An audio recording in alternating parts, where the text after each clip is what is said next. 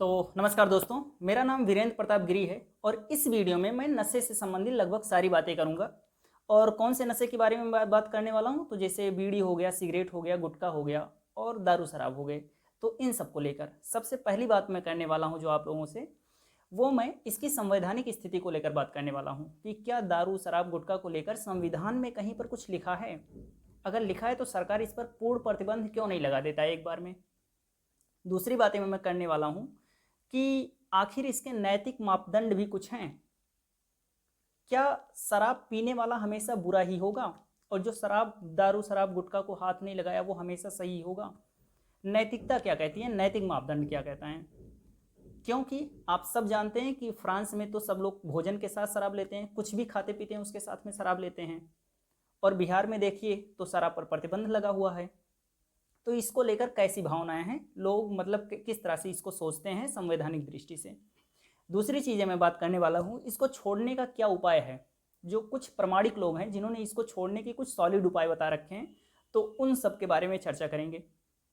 और शायद उससे मतलब बहुत ज़्यादा चांस है कि अगर कोई छोड़ना चाहे तो उसके माध्यम से छोड़ सकता है। आगे मैं वीडियो में बात करूँगा। तीसरा चीज़ मैं बात करने वाला हूँ कि कौन से वो कारण हैं जिसके कारण एक आदमी नशे की तरफ अग्रसर होता है, उसकी तरफ बढ़ता है आगे। वो कौन कौन से कारण हैं। संवैधानिक स्थिति की बात करता हूँ, और संवैधानिक स्थिति की बात करें अगर, तो देखिए भारत के संविधान में जो अनुच्छेद 47 है, जो कि डीपीएसपी का भाग है, यानी कि राज्य के नीति निदेशक तत्व का भाग है। राज्य के नीति निदेशक तत्व के बारे में आप सब जानते हैं कि अगर उसका पालन कोई ना करे तो आप उसको लेकर सुप्रीम कोर्ट, हाई कोर्ट नहीं जा सकते। तो राज्य के नीति निदेशक तत्व का भाग है। और क्या है उसमें लिखा है कि भारत सरकार हमेशा ऐसे कानून बनाएगी जो दारू शराब गुटखा को प्रमोट ना करे, उसको प्रतिबंधित करता हो, ऐसे कानून बनाएगी। ये अनुच्छेद 47 में लिखा हुआ है। और इसके बाद आप सब जानते हैं कि जैसे बिहार है, गुजरात है, नागालैंड है, लक्षद्वीप है, इस तरह के मिजोरम है, तो इस तरह के 5 राज्य हैं और शायद एक यूटी भी है जहां पर भारत में शराब पूरी तरह से प्रतिबंधित है। हाँ, बिहार में कुछ संशोधन भी किए गए बाद में। तो आप सब जानते हैं कि बिहार के इन राज्यों में शराब प्रतिबंधित है, जबकि जम्मू कश्मीर है जहां पर बहुत ठंड पड़ता है, वहां पर शराब पूरी तरह से चल रहा है। तो देखिए जो शराब पीने की स्थिति है अगर उसकी बात करें तो ये मौसम से संबंधित बहुत ज़्यादा है। देखिए भारत की जलवायु गर्म है और गर्म जलवायु में शराब नहीं पिया जाता। जो ठंडे प्रदेश हैं वहाँ पर शराब पीते हैं सब लोग, जैसे फ्रांस हो गया, फ्रांस में कुछ भी खाते पीते हैं, भोजन करते हैं, उसके साथ साथ शराब ग्रहण लेते हैं। कुछ भी खाए पिए साथ में शराब होना चाहिए। लड़का 10-12 साल से जैसे ऊपर हुआ तो वो शराब को कंज्यूम करने लगता है एक निश्चित मात्रा में। अब भारत की जलवायु गर्म है तो यहाँ शराब पीने की कोई ज़रूरत नहीं है। क्यों? क्योंकि शराब का जो हिमांक होता है, जो जमता है शराब, वो -114.7 डिग्री सेंटीग्रेड पर जमता है। यानी कि 0 डिग्री सेंटीग्रेड पर पानी बर्फ बनता है, और ये शराब जो है ये -114.7 डिग्री सेंटीग्रेड पर बर्फ बनता है। यानी बहुत ही कम टेम्परेचर पर, बहुत हद से ज़्यादा कम टेम्परेचर होगा तो ये जमेगा। अब जो ठंडे प्रदेश हैं, बर्फीले प्रदेश हैं, वहाँ पर क्या करते हैं, जब इसको ग्रहण कर लेते हैं तो ये खून में मिल जाता है और खून जमता नहीं है, शरीर को गर्म रखता है, तो इसलिए इसको औषधि के रूप में, दवाई के रूप में लेते हैं। भारत की जलवायु गर्म है इसलिए यहाँ पर लेने से शरीर को नुकसान ही होगा, फायदा कभी नहीं होगा। अब जैसे कश्मीर हो गया जहाँ पर बहुत ठंड पड़ता है, वहाँ पर सब लोग ग्रहण कर सकते हैं, करते भी हैं। अब ये तो इसकी संवैधानिक स्थिति हो गई जो संविधान के दृष्टिकोण से सरकार कहता है। इसी वजह से ये पूरी तरह, अच्छा ये सरकार क्यों नहीं पूरी तरह से प्रतिबंधित करता है, क्योंकि सरकार के आय का जो इनकम है उसका एक बड़ा हिस्सा शराब बेचकर जाता है। और ये जो शराब है, जो नशा है, ये राज्य सूची का विषय है, यानी हर राज्य अपने हिसाब से इस पर कानून बनाएगा, यानी केंद्र सरकार के हाथ में नहीं है। तो ये तो मैंने बात कर ली इसकी संवैधानिक स्थिति के बारे में। अब मैं सीधा सीधा इसके उपाय के बारे में बात करता हूँ कि इसको छोड़ने के कौन से उपाय हैं।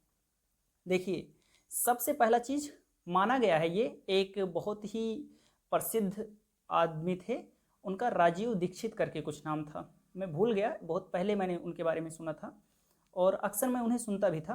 तो उन्होंने बता रखा है कि जो नशा होता है, अच्छा वो दावा भी कर रहे थे, वो बहुत प्रमाणित व्यक्ति हैं जो पतंजलि से भी जुड़े थे बहुत दिनों तक, तो प्रमाणित हैं, मैं उन्हें मानता हूँ। मैंने इसे खुद से ट्राई नहीं किया है, पर आप लोग करके देखिए, इस पर थोड़ा सा रिसर्च कीजिए। अच्छा, आजकल बहुत सारे नशा मुक्ति केंद्र भी चल रहे हैं।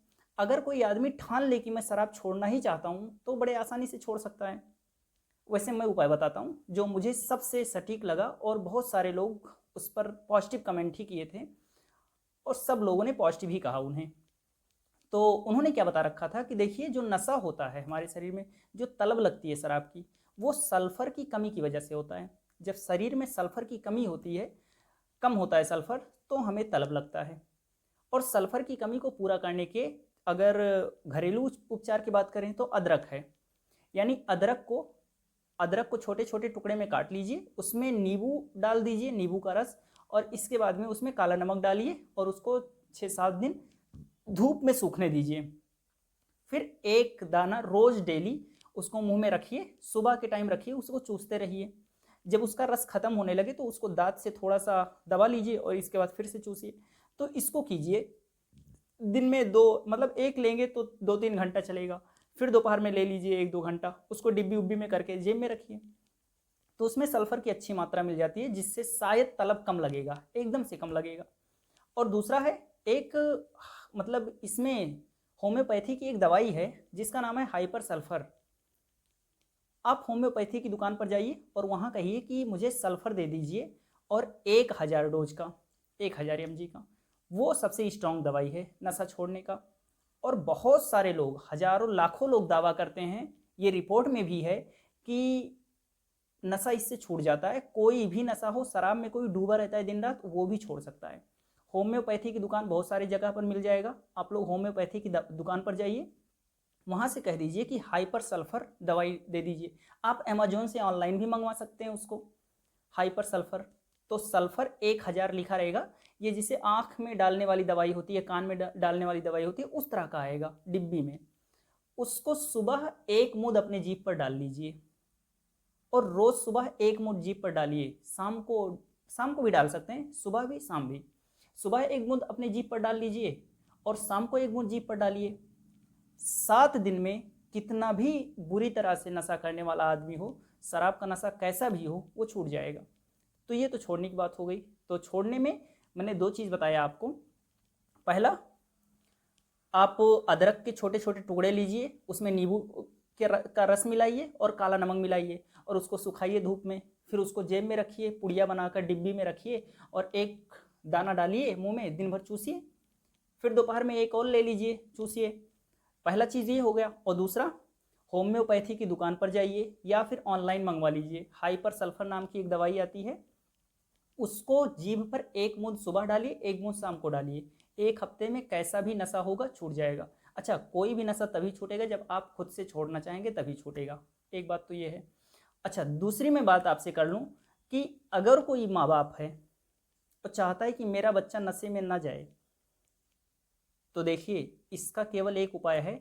आप अपने बच्चे के पास बैठिए और उसको एकदम क्लियर बता दीजिए कि अगर मैंने तुम्हारे बारे में ऐसा कुछ सुना, कभी तुमने इन चीज़ों को कंज्यूम किया, तो मैं तुम्हारे साथ ये चीज़ करने वाला हूँ, और उसको करिए। आप अपने बच्चे को क्लियर बताइए बैठकर कि भाई कुछ भी करना, ये मत करना, अगर ये किए तो मैं ये करूँगा। अब वो आप डिसाइड कर लीजिए, 1 दिन 2 दिन लगेगा सोचने में, आप क्या कहेंगे उससे।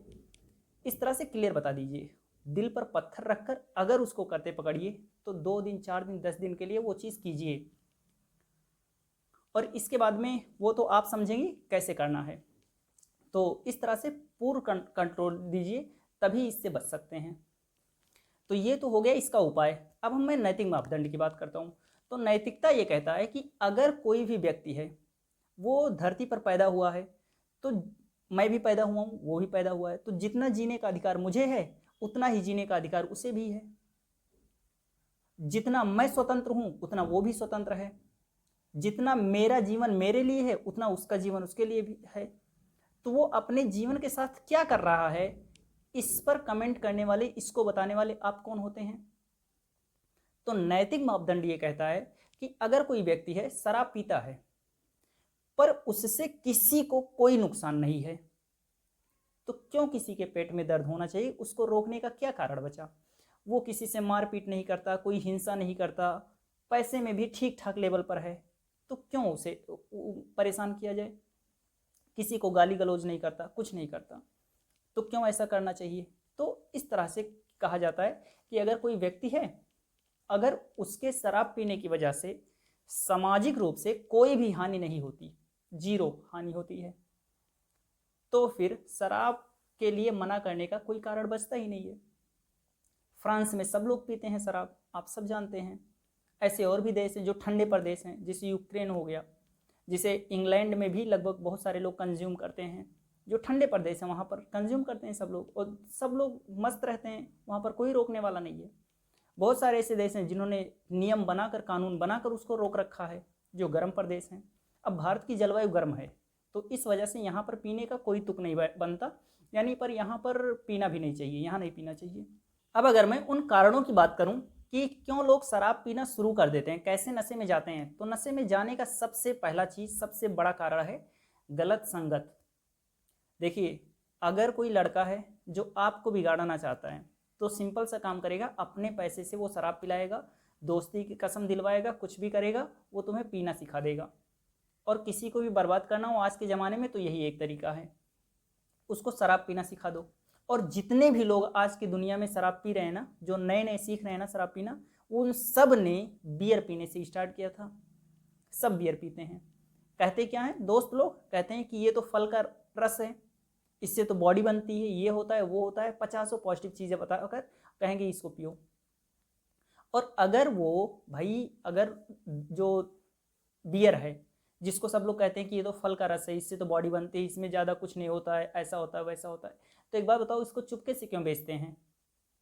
दिन दहाड़े जिसे तेल बिकता है, जिसे मसाले बिकते हैं, जिसे साबुन बिकता है, जिसे चाट बिकता है, जिसे फुल्की समोसे बिकते हैं, ऐसे हर दुकान पर बियर क्यों नहीं बिकता फिर। तो जितने भी लोग शुरू करते हैं सब बियर पीने से शुरू करते हैं। तो पहला कारण गलत संगत है। दूसरा है अकेलापन।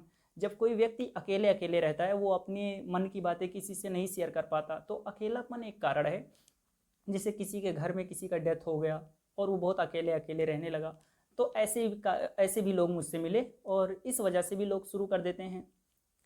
कुछ लोग हैं कूल बनने के लिए शुरू कर देते हैं। भाई उधर से कोई आ रही है और ये अपने आप को कूल कैसे दिखाएं, तो सिगरेट ले लिए, जला लिए, बाइक पर ऐसे खड़े हैं और आराम से पी रहे हैं, तो ये भी कारण होता है कूल बनने के लिए। कुछ लोग चेक करने के लिए शुरू कर देते हैं।